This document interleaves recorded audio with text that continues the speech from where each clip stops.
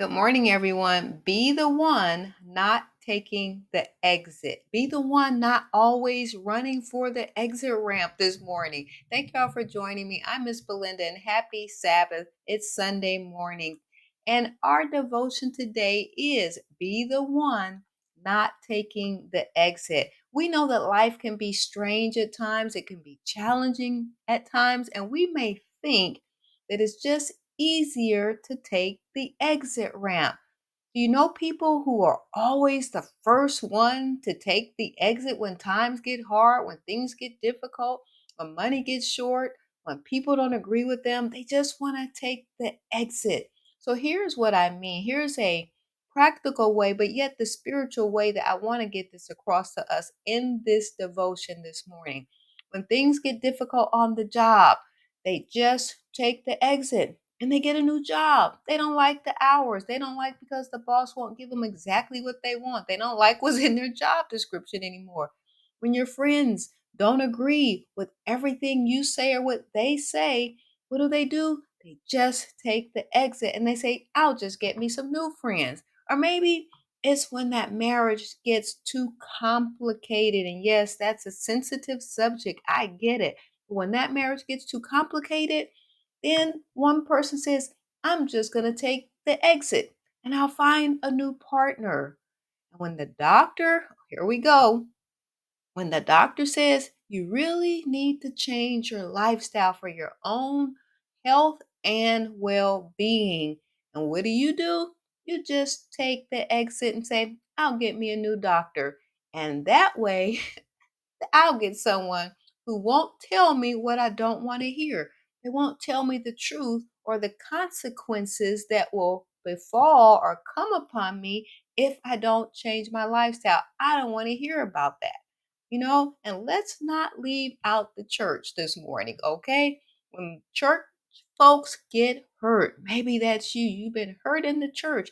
Or when the pastor's sermon condemns you, you do what? You say, I'll just take the exit and I'll find a new church that agrees with my philosophy and only says the things that you think you want to hear so that you don't have to be convicted of sin.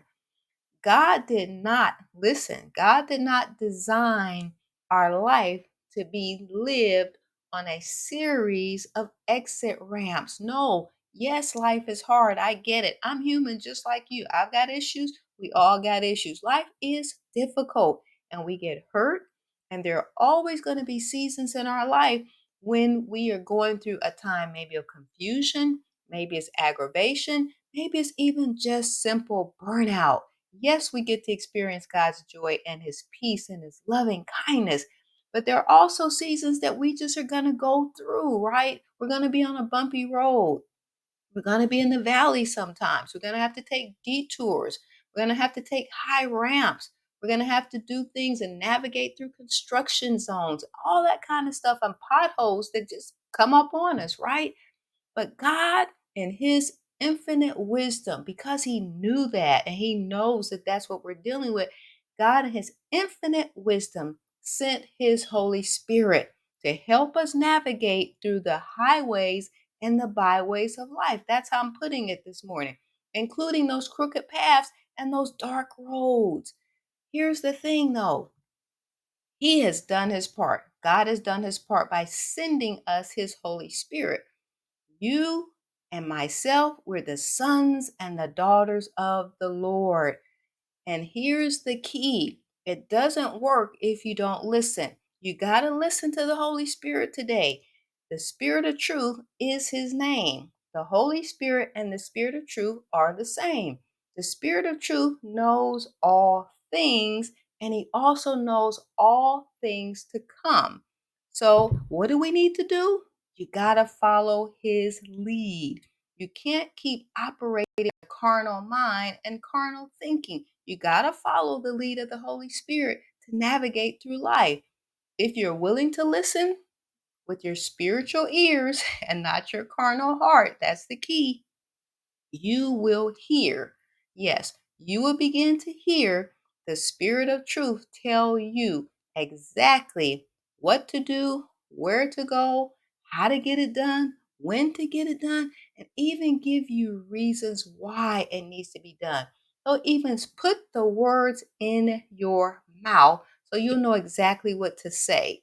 Then you will be able to mitigate those unnecessary exits, which cost you time, energy, and resources. That's what our lives are all about. Let's be honest. That's the practicality of living: time, resources, and our energy. I want you this morning, ponder on these words in your spiritual mind with your spiritual heart. And may you, yes, may you not always be the one looking for an exit in life. May you not be the one who's always taking the exit as the first option. There will be times when God will let you know through this Holy Spirit when you need to take the exit, when you need to bow out, when you need to move on. But listen to the Holy Spirit, the Spirit of truth, and He will guide you. This is John chapter 14, verse 17, NIV. John chapter 14 and verse 17 in the NIV puts it this way. He says, the Spirit of truth, the world cannot accept Him because it neither sees Him nor knows Him. That's what it lets us know, that this word is for you as a Christian. But you know Him, it continues. But you know Him, for He lives with you and will be in you. So we are without excuse. The Holy Spirit is with us and He lives on the inside of us. He's given us revelation, understanding, discernment, clarity of thought, clarity of speech to articulate everything that you need to say so you'll know what to say and when to say it. So God bless you. And again, don't you always be the one to take the exit. You don't need to be on the exit ramp of life, living your life in an exit mode. All right, trust God, lean not to your own understanding, acknowledge Him in all your ways, and let Him direct your path on the highways and the byways of life through His Spirit of truth. God bless y'all this morning. Have a wonderful Sabbath and go to church, y'all. Thank y'all. Bye. See y'all later.